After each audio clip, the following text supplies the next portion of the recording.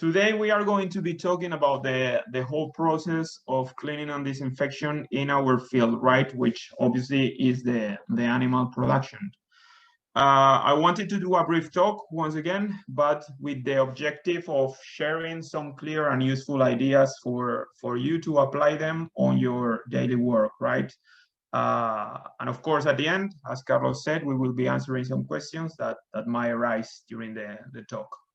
So let's start. A little bit of the topics that we will be dealing with today are, we want to make clear what biosecurity is and how cleaning and disinfection gets well embraced by it, okay? Also, where and when do we have to perform the cleaning and disinfection? The tips, right, to perform this clean and disinfection in the most efficient way. And for last, we will also see which variables we might face that could interfere in the success of these measures. So basically, to understand the importance of cleaning and disinfection, we would have to understand what biosecurity means, okay? So we understand the biosecurity as a set of measures which are designed and carried out throughout the entire process with the objective of safeguarding the process from the entrance and spreading of potential pathogenic agents, right? So basically, it is to avoid the entrance of these pathogens, but if they get to enter, because this is quite likely to happen because there are so many ways for them to do so, then it is also to avoid its spreading and to reduce the risk of propagation, right? We would say that biosecurity is one of the three pillars that we have to control diseases, right? One is handling, another one are the medical treatments that we have, like vaccinations, any sort of medications, etc. And then the third one is the biosecurity. Then the biosecurity is one of the main tools, as I said, that we have to help in the disease control. And of course, cleaning and disinfection is going to be a key point of it. Biosecurity is a very important part of preventive medicine. And this is a reason why in the last years, it has not had the attention deserved due to its importance, because we cannot see what is preventive. It's something that we have to believe in, but we normally with our own eyes, we cannot see it. So here we have a great job educating people in this way. We have seen how lately everyone seems to be more concerned about biosecurity, but there is still a long way until everyone gets involved in the whole process, right? And until everyone is fully aware and conscious of how important biosecurity is. We cannot see it as a waste of money or just a spend with no value. We have to see it as an investment, right? Because the reality has shown that there is an increase of the economical benefits related to basically less pathologies, right? Also to reduction of any other treatments, etc. So we have to think about it like an investment, because at the end of the day, we will have a benefit from it, an economical benefit, of course. And as I just said, there has been an improvement during the last years, especially in poultry production. But in spite of these improvements, of course, it is not under control yet, as we keep on having recurrent issues, as we have an example with salmonellas, right? Which even appears in really good farms to see that normally seem to have everything under control, and we still have a salmonella problem in there. Obviously, every biosecurity program needs to be adjusted to each farm. They need to be supervised by the vet in charge. Obviously, it is us, the vets, the one that need to be monitoring this whole process, but overall, they need to be easy to follow. The protocols itself, but also any records or documentation needed, okay? Everything needs to be easy, otherwise it will not be done and followed by the staff. Having a super nice biosecurity program is useless if later on they are difficult to put them in place and they are difficult for the staff to follow. All right. As always, we have to plan, we have to decide, execute, and take information on what's going on to see where are we failing and how we have to correct our plans if we have to do so. So what happens with biosecurity? We have to see and understand biosecurity as a chain, right? Where every single link is important and any failure in just one link can bring down the whole program and the work done in every other link. Therefore, we have to work in a manner of a global company, right? Where biosecurity applies for every single step, like the feed factory, the transport, the farm, the processing plant, the intake, suppliers, staff, etc. And we will be looking for minimizing the risks and hazards. Bear in mind that the risk zero doesn't exist, right? And if we try to achieve it, the cost probably will be so high that it is not economically sustainable, right? So we are looking to minimize the risks using the common sense, not looking for the risks zero, right?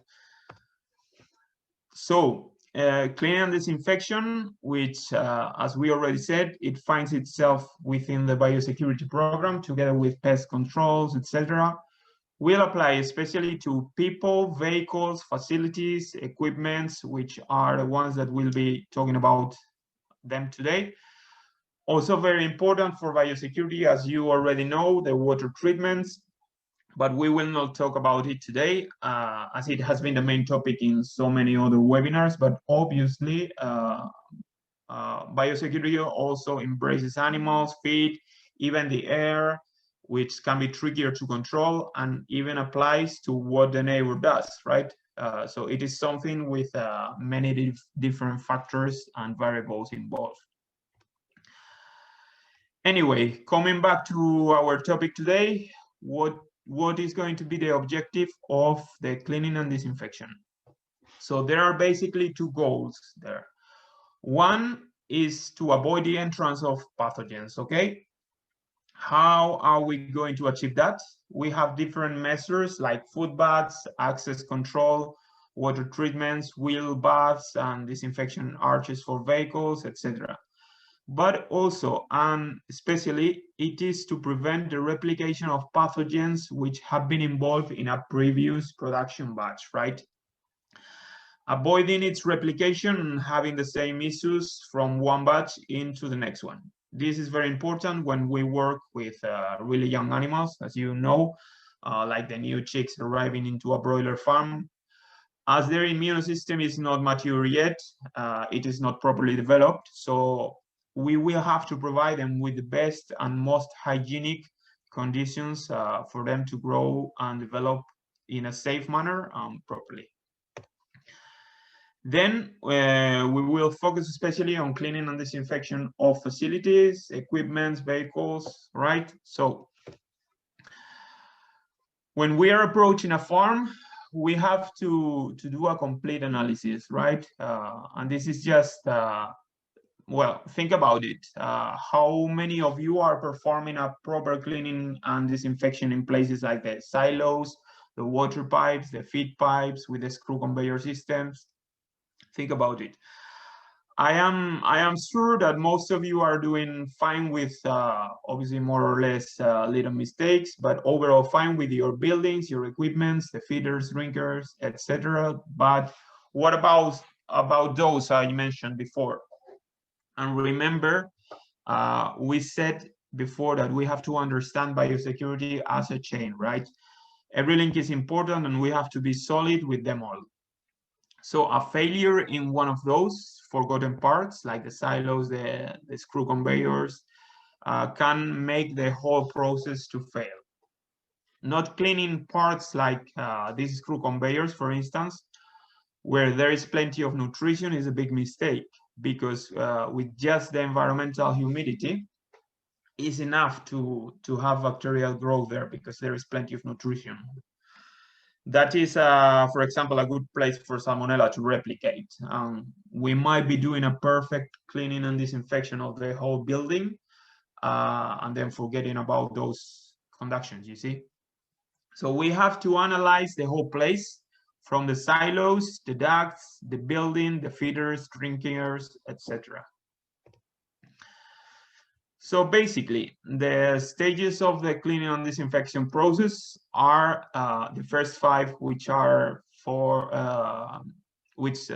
form the cleaning itself. First is a dry cleaning, which is basically removing all the visible dirt, the dead bodies, the litter, etc., but also ordering the place.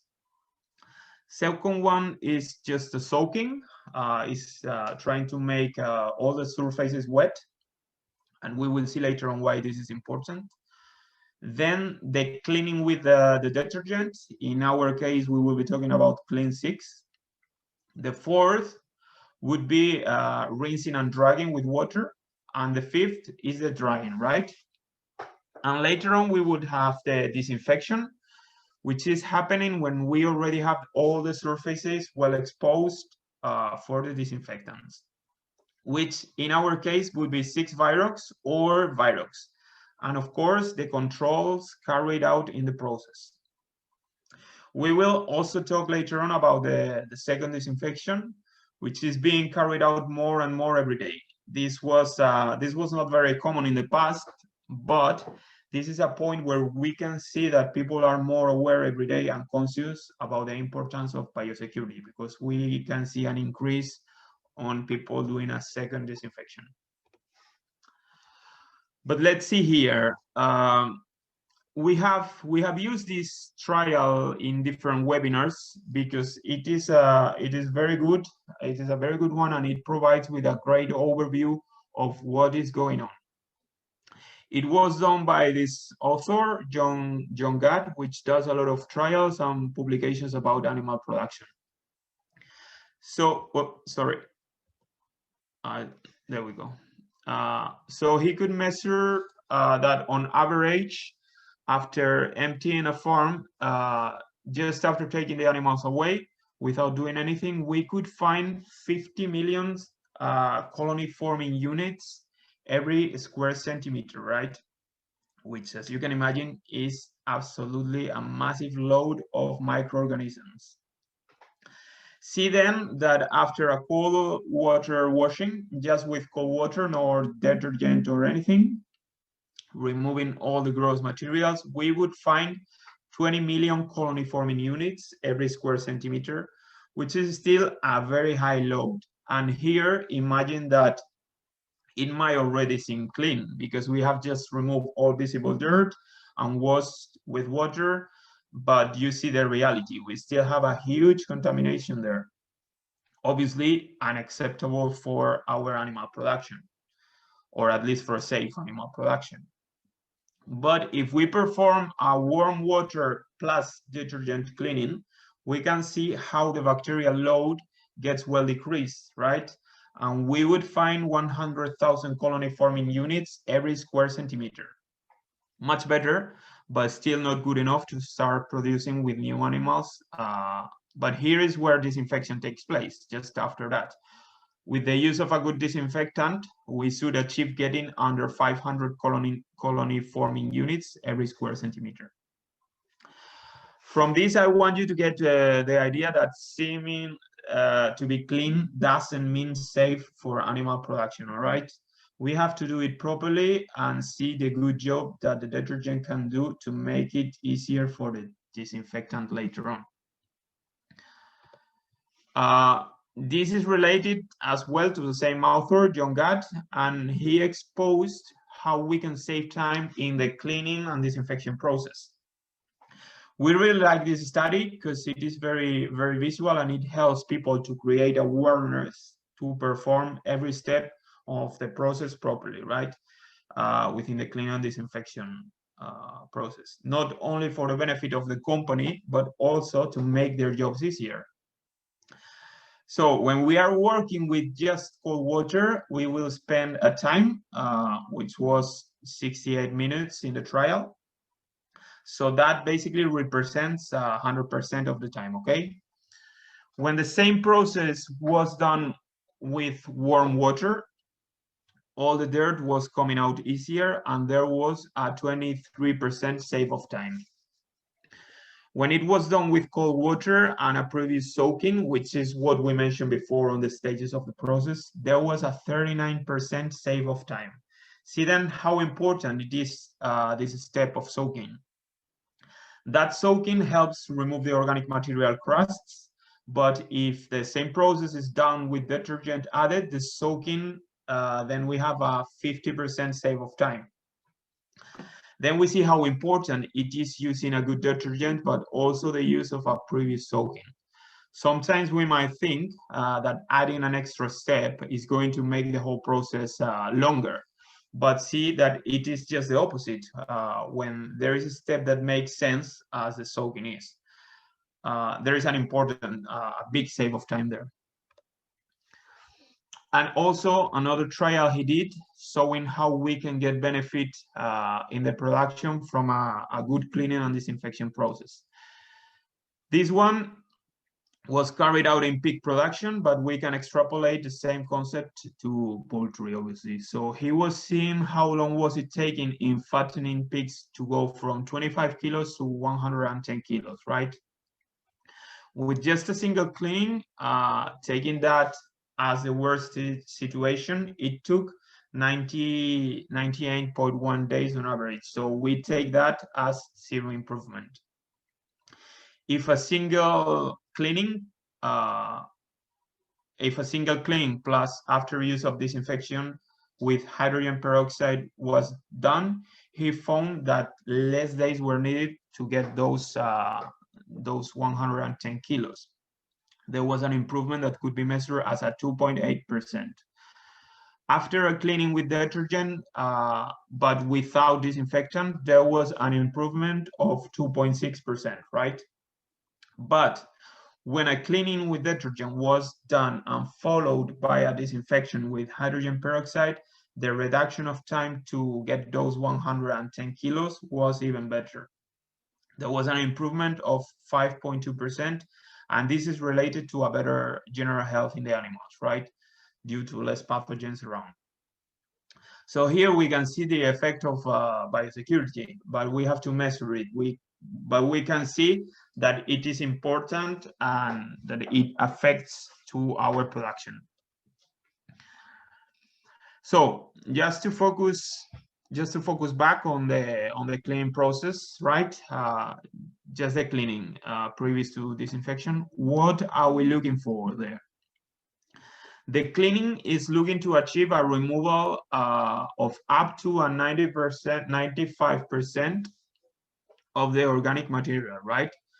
This is ideally, it is its function is literally moving that organic material from one part into another one, okay? It doesn't disappear, this organic material. We don't kill it, it's not a disinfection, as you know. It is basically to move the organic material from the production areas to elsewhere and leaving those surfaces well exposed for the later action of the disinfectants. This is very important. Without a proper cleaning, we will not be exposing these surfaces to the disinfectants. So if we had a crust or a lot of biofilm on the surfaces, many disinfectants won't be able to perform their activity. So of course we would fail on the whole process. Let's see then how we can perform a correct cleaning protocol, right? We have previously talked about the first step, which is the dry cleaning, removing the gross dirt, equipment, litter, dead animals, etc., and ordering the place. Sorry. It is very important to tidy up the place, but we have seen that this step is normally properly done pretty much anywhere. It is unlikely to find a place where they are not doing this fine, right? The soaking is not that likely to happen. And we have already seen how important this step is, right? It will help to soften the hard crusts of organic material which are adhered to the surfaces, and therefore they will be easier to remove. How do we have to do the soaking, right? So sometimes it depends on the geographical area where we are. Depends on the environmental relative humidity. We have to find a balance basically of leaving it wet for around 4 hours, but don't let it dry. As I said, this would be more difficult to get depending on the geographical areas. In dry and warm countries, it will be obviously more difficult to achieve, but obviously the longer that organic material stays wet, the better it will be, because it will be easier then to remove it. We can do it with a high pressure hose to reach bigger areas, and that will help us to do it faster as well, right? But making sure that every area is well soaked. So after that soaking, before drying it, we have to, very important, don't let it dry, because if we let it dry, then we will lose that effect. We have the cleaning with the alkaline detergent like Clean6, all right? It has to be alkaline, and we will explain why later on. We apply it from up to down, and normally with a pressure around 120 bars, and ideally at around 40 degrees temperature or higher. We can work with low pressure as well, but that's how normally we recommend to do it, and how normally people are doing it already. A very important point here is understanding that certain areas like the drinkers and the feeders will require special attention, right? Due to the kind of feed that we are using nowadays, we will have more grease there. Therefore, they entail a higher risk. So we have to pay special attention to the drinkers, feeders, etc. We need to, once we have applied the detergent, we need to let the foam work for around 15 to 20 minutes if the environmental conditions allow us to do so, because here we cannot let it dry either. If we live in areas which are very warm, let's do this cleaning with detergent early in the mornings or late in the evenings.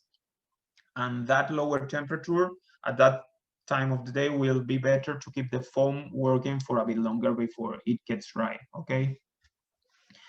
It is important as well not to let it dry, because what the detergent is doing is separating the organic material, and once it dries up, this organic material will be placing itself back onto the surfaces, and therefore it will be an unsuccessful process.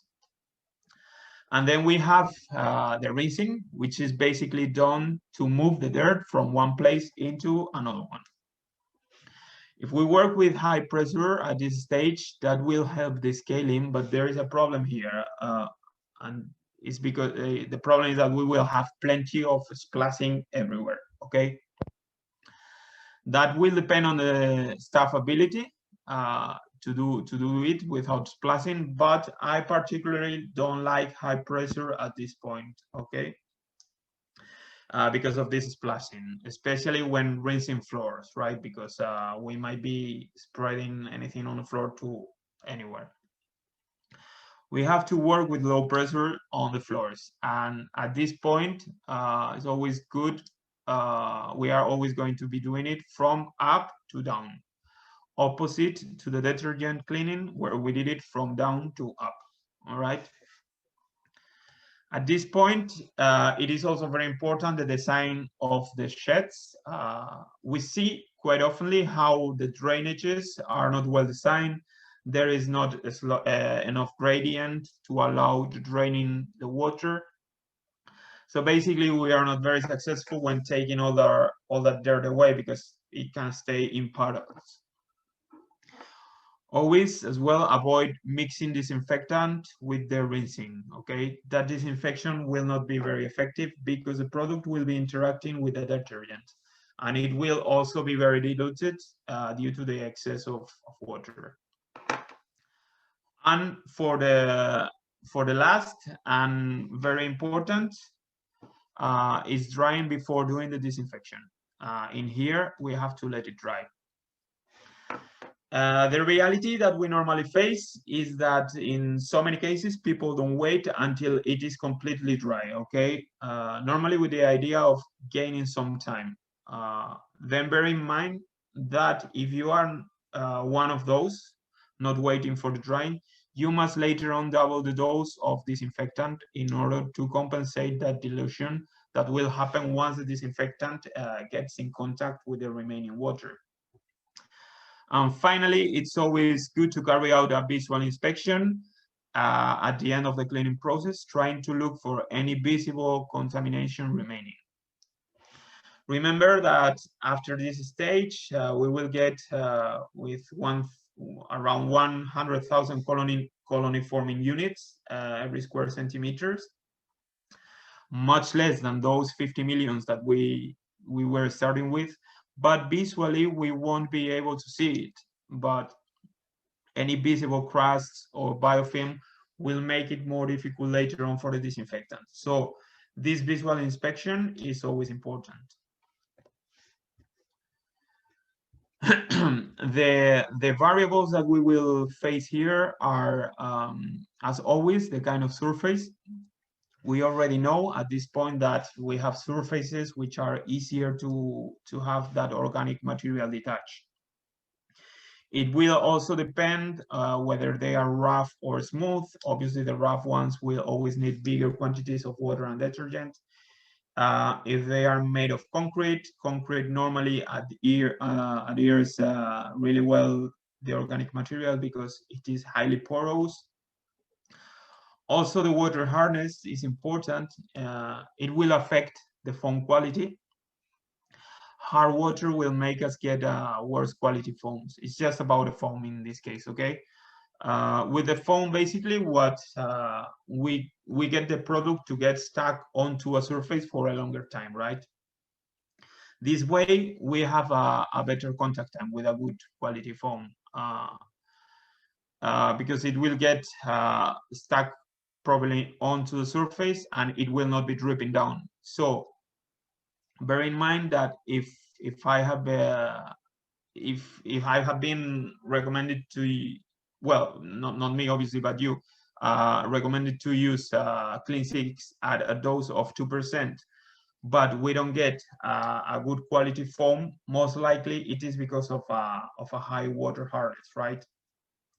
And the tensioactive agents get inhibited because they are interacting with the salts in the water. So we will have to increase the dose to avoid it. We have seen cases of very hard waters where they had to use the product at doses of 4%, right? But also the opposite. In cases where the water is very soft, we have seen a really good quality foam with doses of 1%. In regards to the pressure, we said before that with high pressures we will get a better detaching, but also we will have more splashing. It is very common to work at 120 bars, around that, but there are some equipments that let us work with lower pressures and creating a good quality foam, right? Normally working with high pressures will also mean spending more water and therefore more product, but less time. So we need to find a balance and see what is better for our case. The detergents, and this is very important, we will always choose alkaline foaming detergents, right? Alkaline because they are the ones that will detach the organic material. Then we have the acid detergents, which are good to detach inorganic materials, but they are bad against the organic material. You can find them, this acid detergent, in milk parlors where there is inorganic contamination, but they also use an alkaline detergent after that one to remove the organic material as well. Also in public places to get shiny surfaces where there are lime deposits, and also in the food industry for the same purpose, right? To get a shiny place if there is like a calcium deposits. But we need to get focused on the organic contamination, which is the one that matters for us now. And therefore we need to work with these alkaline detergents. Also, the foam, as we said, a good quality foam will maintain the product onto the surfaces for a longer time. And also it helps us to see where we have applied the product. So very convenient. We also have the chlorinated detergents, as it is the case of BBZIX. You know that chlorine is not a great disinfectant. It has got some activity, but it is not great. But chlorine can be mixed with the detergent, and it allows to perform like a primary disinfection, right? It is not a proper disinfection itself, but it will help the whole process to be successful, right? It will help to achieve a better microbiological situation just before applying the proper disinfectant, and therefore it will be easier for the disinfectant, because it will be starting in a situation with already a lower microbiological load. What advantages do we have then when we are working with alkaline detergents? The removal of the organic material load, which will be the source of contamination, and of course, an improved following disinfection. Careful, as we said, with the acid detergents. Have a look to make sure that you are not using one of these acid detergents. As we said, those ones are fine for specific places like the milk parlors, food industries, but they are always followed in those cases as well by an alkaline detergent.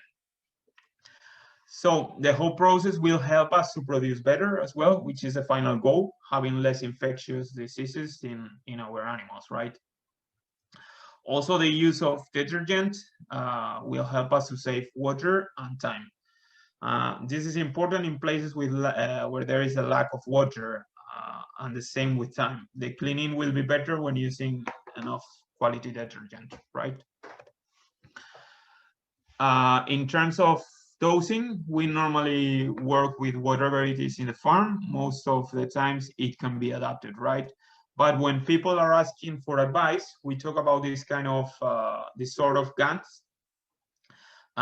They can be attached to high pressure systems where the water comes in on a high pressure already, and they get the detergent with some kind of regulators to handle the desired dose, right? They have two nozzles, one for the detergent and another one just for rinsing. They are fine, I like them. They are quite simple as well, but they need to be attached to a high pressure device, right? Then we have this other one, which is kind of similar, but we really like this one as well, because we can work with low pressures with this one. This way we will spend less water, and it will also be less risky for the staff, easier to handle in terms of pressure. They can be just working with tap water pressure. You can attach them to the normal tap that you have in your farm. And also, if you want, you can attach some kind of system to provide with a bit of pressure, right? And we can work with an air compressor in these cases. This way, we avoid working with electric equipments inside of the farm as well. So just get the idea that you can also work with low pressure, saving water and product. But we have to make sure that we get a good quality foam, right? And here is where the air compressor will help in these cases. So one more step. After the proper cleaning has been carried out, leaving all the surfaces well exposed, we will need to do the disinfection, right? There are so many kinds of different disinfectants, like oxidant agents, which are the ones that we work with, like 6-Virox, which is based on peracetic acid and hydrogen peroxide, and Virox, which is based on potassium monopersulfate, which are very good, and I will explain why. Then we have the halogenated ones, which are chlorine, bromine, and iodine, also metals. But we will normally find formaldehydes, glutaraldehydes, and quaternary ammonia, all right? This we will find them very oftenly together with the oxidant agents, where we had 6-Virox and Virox. Everyone has got its advantages and disadvantages, as you can imagine. So choosing a disinfectant, what is our advice? What is that we are going to tell you? So first things first, get a broad spectrum disinfectant, right? We usually work with a wide variety of agents, and therefore we cannot just use one which is efficient against just a virus or enveloped viruses, or just again gram-positive bacteria but not gram-negative. No, we must use broad spectrum disinfectants. How are we going to know that? So generally, oxidant agents have the widest spectrum, right? Also, formaldehydes can work for that, but we have to know that they are also efficient against coccidia, because that is a big problem nowadays in our production, right? And the coccidiocysts are probably the most resistant against disinfectants. So this is something that we need to be aware of. We have to work with disinfectants which are efficient against this coccidia. Its efficacy or efficiency needs to be proved as well. So this is something we have to ask to the manufacturers, right? And this proved efficacy must have been done under circumstances of high load of organic material, which are the situations that we will be facing in the reality. Even after a great cleaning process, the farming environments are not like an office. There is still a high load of contamination. They are contaminated environments with plenty of microorganisms, even though they might seem to be clean. And we have to pay special attention to the biofilms, right? So they need to be proved to be efficient under these circumstances. And why am I saying this? Because not every product on the market has been tested on a laboratory under these circumstances.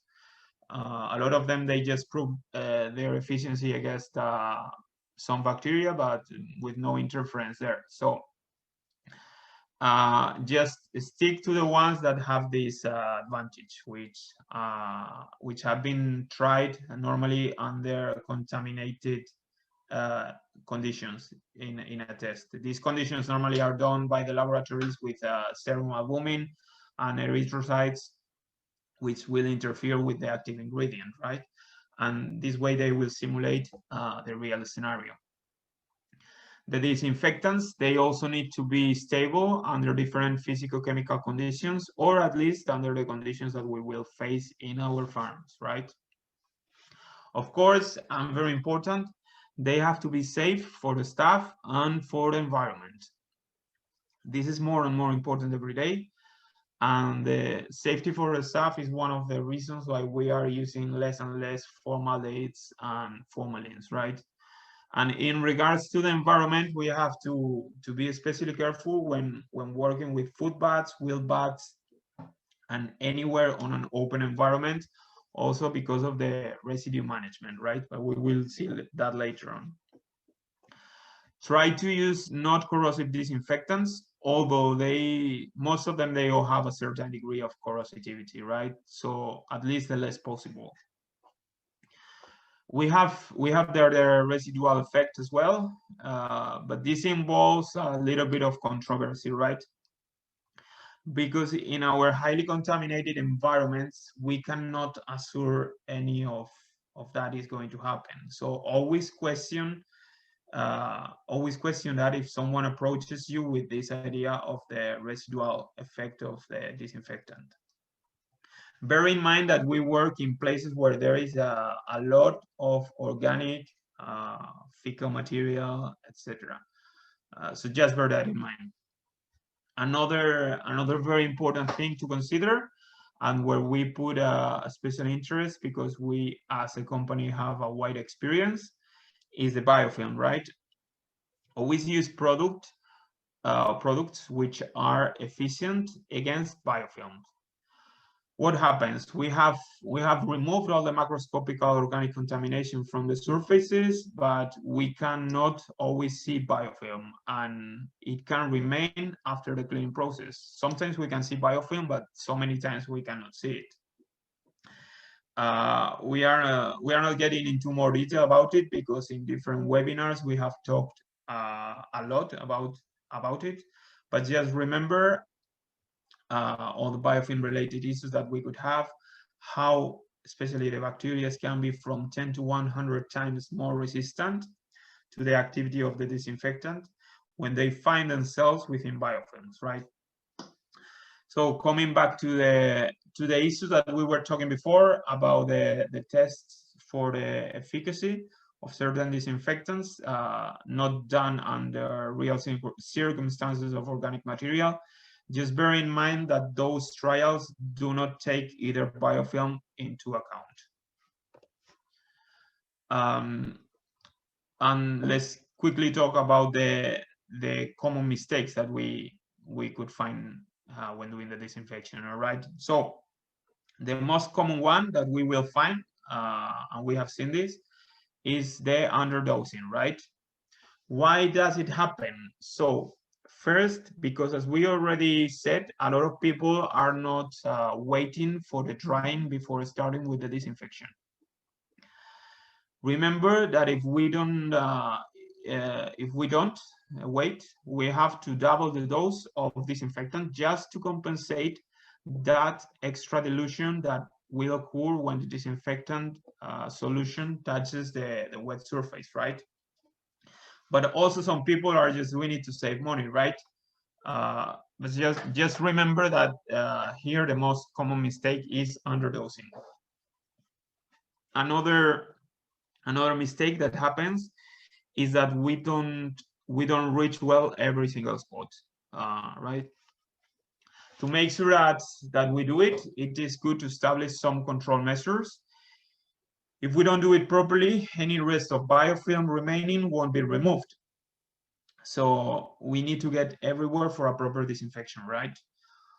Also, sometimes we'll find that the unsuccessful disinfection will be due to a poor cleaning process, all right? We might have the best disinfectant product, but we might not be using the correct detergent, you see? And if we are not using the correct detergent, we are not performing a proper cleaning and we are not exposing the surfaces properly, right? Even the best disinfectant won't be able to go through a hard crust, right? Sorry. Another factor to be aware is the state of the facilities, the design, difficult to get areas, but also the maintenance, any cracks on the walls, holes, any erosions, all of that will make the disinfection process more difficult. All the porous surfaces, they are more difficult to disinfect as well. But anyway, most of the failures are due to underdosing or due to a poor cleaning, most of them. So let's talk about how to apply them. There are different ways. Probably the most common are atomization or spraying them. Normally we using these sort of bags. Nebulization, getting more common nowadays. Thermonebulization and using dry smoke, right?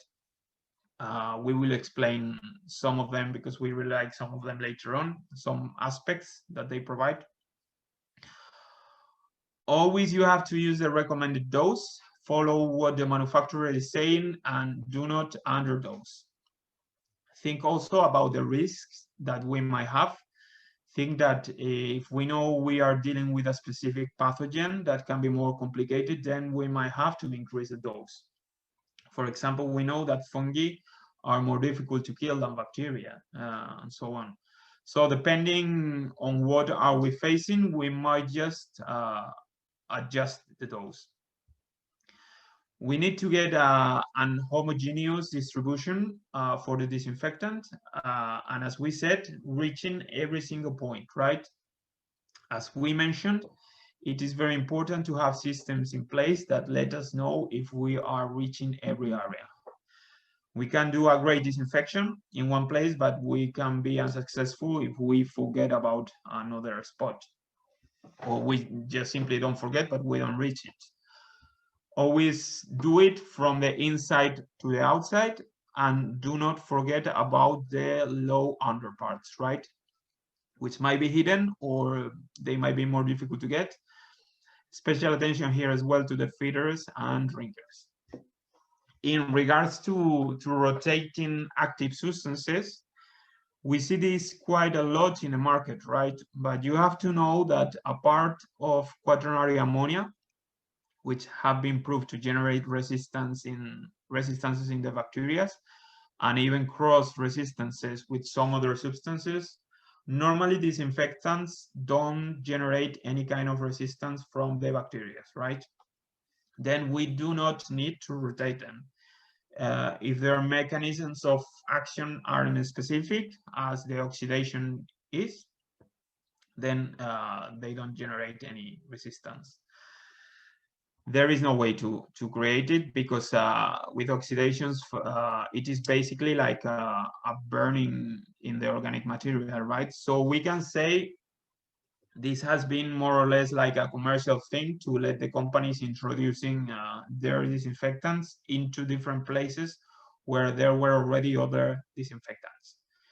It is not like the antibiotics, right? Where the bacteria, in that case, they can learn to protect themselves against them. But careful with quaternary ammonia, because that one is the only one that can lead to this problem. And in this case, when using the disinfectant, there is no need to rinse. It's not like the detergent that we had to rinse. In this case, don't rinse it. Let it work. Let the disinfectant stay there as much as you can until it gets dried or evaporated, right? Nothing else is needed. So, sorry. Here we go. So it needs to be done as soon as we empty the place, once the cleaning is done, and then we will have the option to perform a second disinfection, which is what we mentioned before. More and more every day, we see how people are more concerned about performing these second disinfections, right? Which are done after the whole cleaning and disinfection process is finished. This is due because after it has been disinfected, we get the new litter in. We might need some days of sanitary break, and just after taking the new animals, sorry, not after, before taking the new animals in, we perform this second disinfection, right? Everyone is more aware about biosecurity now, and this is the reason why it's happening. And we know that during that break, there has been staff getting in the litter, the equipments, they have been handled. Even the maintenance team might have been doing some works or some improvements, etc. So also any kind of aerial contamination, right? So it is very important, and people are more aware nowadays. So what happens then? Now we have all the surfaces well exposed because we have already cleaned and disinfected the place. And the contamination that has just got in is not massive, as you can imagine. So the idea for these cases is to carry out a thermonebulization or a dry smoke disinfection, like the one we can do with our new product, BBZIX Fumigen, all right? That gas or that size of droplet will be small enough to penetrate through the litter and also through small pores on the walls and inside of any cracks where a liquid disinfectant will have more difficulties to get in, right? But we can still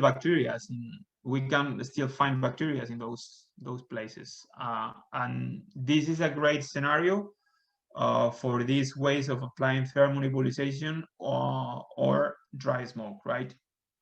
They will be very useful for those cases. Not that much as a primary disinfection because they will have less capacity to work against higher quantities of organic materials and biofilms, which is what they might face in the primary disinfection. How are we going to control it? I particularly like to control the disinfection with the reactive stripes. This will help us to monitor, as we said before, if the disinfectant is reaching every spot. Those of you who are already working with BBZIX or 6-Virox, probably you know these reactive stripes that we have, which they change their color in the presence of the product, right? So ideally, we would place a few of these stripes in different places of the shed, especially those places where we suspect that the disinfectant might have more difficulties to get, or even those places where we have to pay special attention, right? So we carry out the nebulization or the disinfection that we are doing, and then we can verify in those if those reactive stripes have changed their color. So that is quite an easy and cheap way, also pretty fast to know if we are reaching every spot, right? Obviously, it is very common to do bacteriological analysis as well, surface sampling. But bear in mind that or better to say, the person doing the sampling has to be extremely careful in order to not contaminate the sample, or maybe we are taking the samples a while after doing the disinfection. And for whatever reason, as the ones we mentioned before, staph, etc., those surfaces are contaminated again, environmental contamination or whatever. So it might be a bit tricky to use this method of surface sampling to see how good we have performed the disinfection. So the reactive stripes or doing this surface sampling just after finishing the disinfection when everything is dry are the best options. Then we also have these ATP meters, which are good, but probably a bit expensive.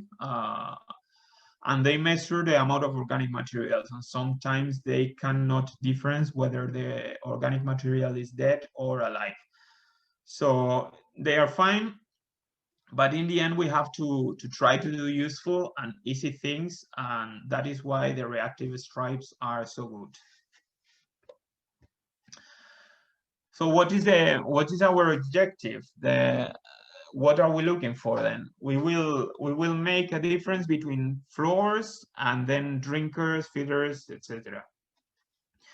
Obviously, we will try to get ideally as close to 0 on the microbiological count, but especially on lower parts of the walls, drinkers, feeders, as you see, it has to be between 0 and 10 for aerobic mesophilic count, and enterobacteria should be 0, and if not, less than 5. And for salmonella, always go for the negative. If we see those values between 500 and 1000, we would say it's doubtful, or obviously more than 2500 is not satisfactory. So this is just some guidance on how we should be working and what we should be looking for.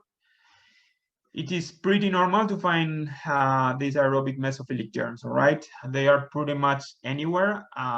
They are not pathogenic, but they are a good mark of contamination. They are pretty much anywhere, and if we don't have a place which is perfectly sealed, then we will always find them. It is important to come back to the activity spectrum that we said before. We must work with disinfectants which are capable to kill coccidia, viruses, bacteria, both gram-negative, gram-positive, fungi, and spores. Everything, basically. The minimum contact time for a disinfectant to work should be at least between 5 and 10 minutes.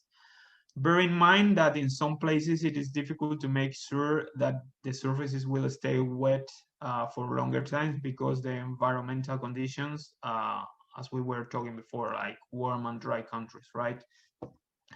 Then for the concentration and time, we should always follow what the manufacturer is telling us again. As we said, they have to be proved and done trials under conditions where there is a high load of organic materials. Otherwise, they won't be applicable for our business. The environmental and water temperature could affect us as well, as some disinfectants can decrease their efficacy a little bit under cold temperatures.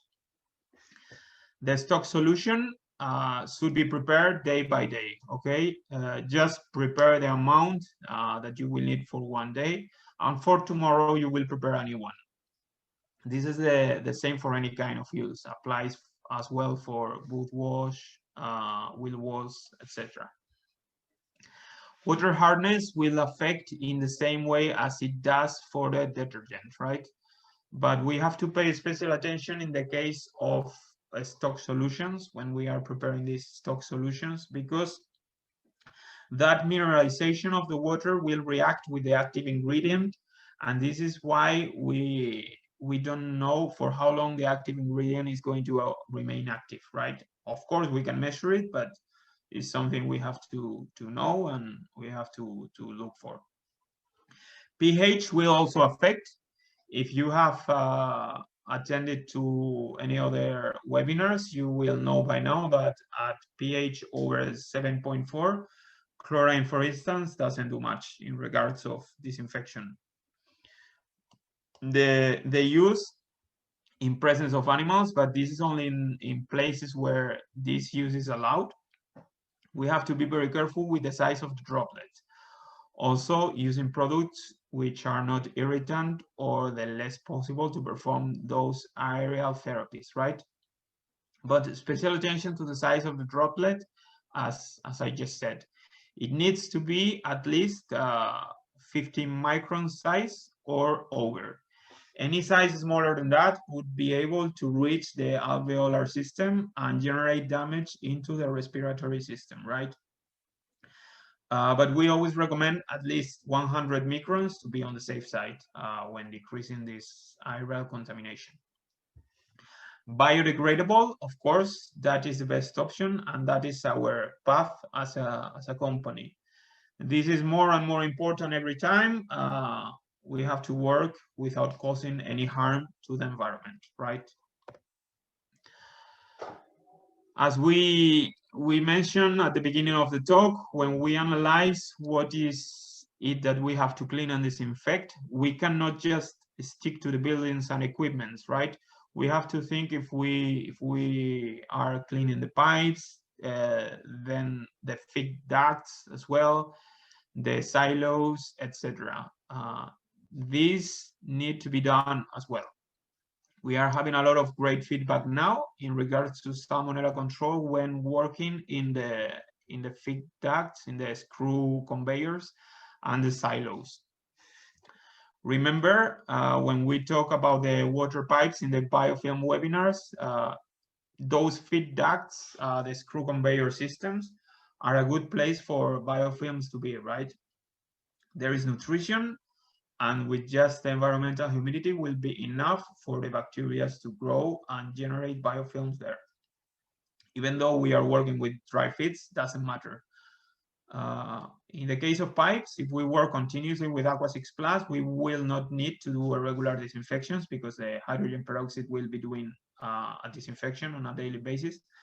But we advise to do disinfections on laying hens or longer production processes or high value productions like reproductive hens to ensure that our pipes are completely safe, okay?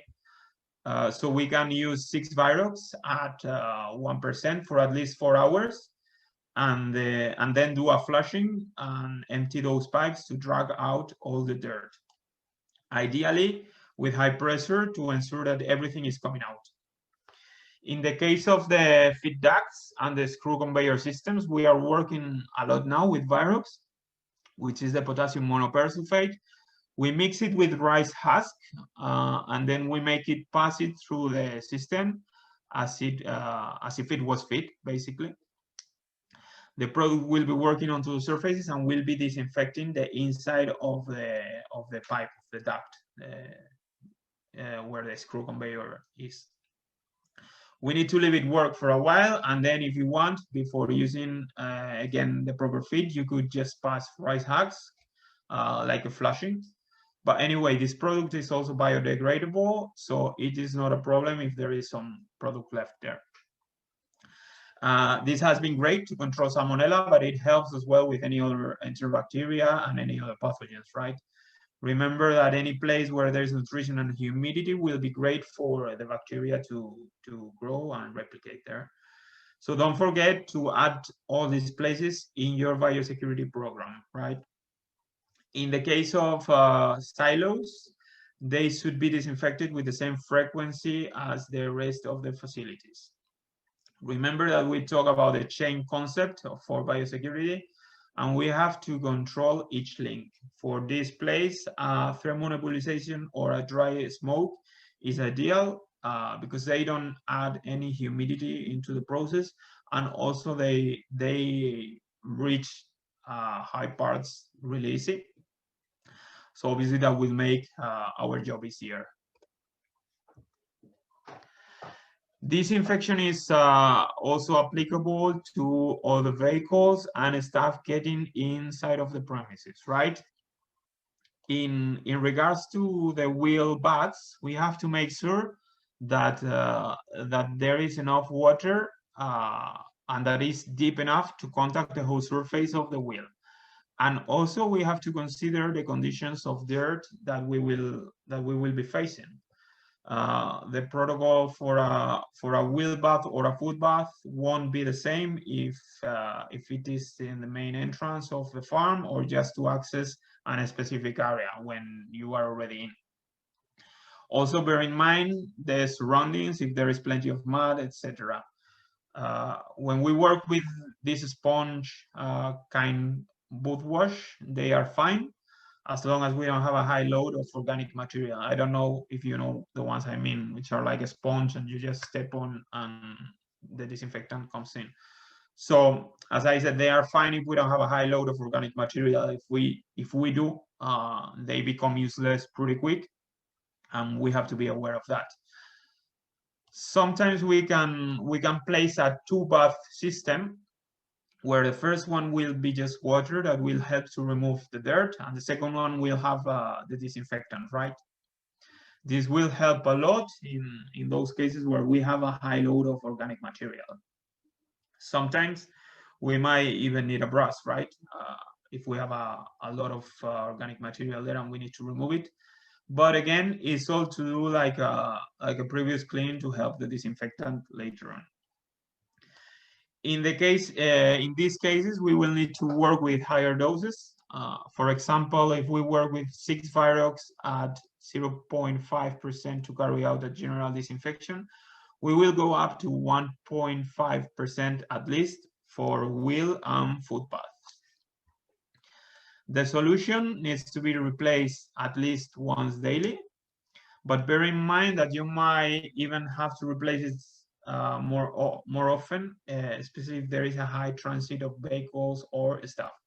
So we will need to monitor that. And again, the reactive stripes are really, really good for this purpose, right? And they will let us know if we still have active ingredient working in these baths. Careful with the sunlight. Try to avoid direct contact with the solution as much as you can. I know this can be difficult in the wheel baths, but just so you are aware, sunlight will make the active substance to lose its activity a bit quicker. Biodegradability, again, very important. It will help us a lot. In some countries, the residues control is getting a major thing now. What are we doing with our residues and how we are disposing them off? So with these biodegradable products, everything is going to be easier. You can just put them on the ground and nothing will happen. There will be no damage for the environment or anything. We need to measure the active ingredient in the solution and adjust the replacement, as we say. Normally, we should have a similar number of staff or vehicles passing through the system. So once we measure it once, we can have an approximate idea if we have to replace it once a day, or maybe twice, or even more, depending on what do we have. But be careful and aware of this, because this is such a common mistake, and so many times we have seen these baths with no active ingredient at all. So imagine that we are all stepping there and there's no disinfectant. We can even create a problem. Virox is really good for this purpose, as we mentioned in other webinars, because of the color, right? When we do the solution of Virox, it has got a pink color, and as long as it gets degraded, this pink color turns into a more gray color. So it's a visual way to control if we still have any active substance working in the bath. Right. Then we also have the disinfection arches. So we have to prepare a stock solution unless they have a dosing unit that works itself, just getting product from the original container, right? But if you prepare the stock solution, the same as we just said before applies. Do it day by day. Also be careful with the sunlight here, right? Something that can happen and we need to be aware of is that the nozzles get blocked due to if we work with hard waters, right? We advise you to work with 6 Virox because it will remove all the calcium deposits that could be blocking these nozzles, right? They need to be all working fine, and the system needs to have enough pressure so the product can reach easy to the ones on the top of the arc, right? We can see pretty often that the ones in the lower parts are working fine, they have a nice pressure, but the ones located on the top part of the arc, they don't have water, and therefore they don't have any product, disinfectant product there. So just bear that in mind. Also make sure that they are pointing in the right direction. This is another common mistake that we see quite often. Sometimes someone just moves them, and they might be pointing elsewhere, and they are not reaching the whole surface of the vehicle, right? It is important to disinfect every single part. Special attention to the underparts of the vehicles as well. Some disinfection arches just do the sides and the upper parts of the vehicle, but they don't do anything to the underparts, which are normally the ones bearing more contamination. So special attention there as well. And if we are using disinfection arches for the staff, which this is not allowed in all the countries, but we are doing that quite a lot in the countries where it is allowed, just to help the staff to get disinfected, we have to consider the same that I explained before in the presence of animals, right? The droplet size has to be over 100 microns. And we must use disinfectants which are not carcinogenic, not toxic, or allergenic, right? The size of the droplet was to avoid it from getting into the alveolar system. But we can also advise people to just not breathe for the moment that they are passing through the arc. And to finish, I want you to get with the idea that we have to establish protocols, okay? Everything should be written down, and these protocols must be clear, and especially they have to be easy to understand and easy to follow. This is extremely important. We want everyone to follow them, and that is why we also have to control that they are being followed, right? Very important as well is to make all the staff aware of the importance of biosecurity, and that is training, and more training for the staff, right? They have to believe in biosecurity. We have said that most of the times we cannot see biosecurity, So it can be difficult for them to believe on it. So all those measures like the reactive stripes, changing color when we are disinfecting, and all that can be a good proof for them. And obviously, if everyone is aware and involved in it, that will contribute to the success of the process, and we will achieve our biosecurity goals, right? And this is all for today. Once again, I really hope you enjoyed it, and especially that you can get some useful tips for your daily work. So thank you very much.